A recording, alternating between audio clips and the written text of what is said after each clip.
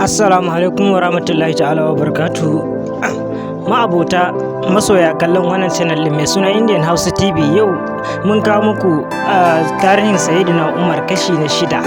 A ƙarƙashin wannan bidiyon za ku kalla link guda 3. Duk wanda kuka danna daga ciki ko kuma na farko idan kuka danna zai kai ku ga page namu na website namu, wanda zai baka dama ka yi downloading a wayanka kamar yadda kuka saba downloading. Sannan kuma muna neman alfarman subscribing na ku. Duk wanda bai yi subscribing a wannan channel din ba, muna da bukata ku taimaka ku shiga ku je ku yi subscribing, ku danna alamar kararrawa. A duk sanda muka daura sabon film Indian ko Hausa za ku same shi kai tsaye ba tare da kun sha wahala kun sace ba. Sannan kuma na muku alkawari, in na ga subscribing naku yana karuwa akai zan ci gaba da kawo muku wannan film. Ina da shi daga na farko har na karshe, ma'ana daga na 1 har zuwa na 31.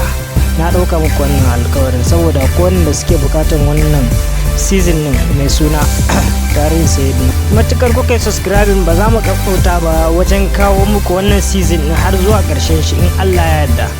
Mun gode.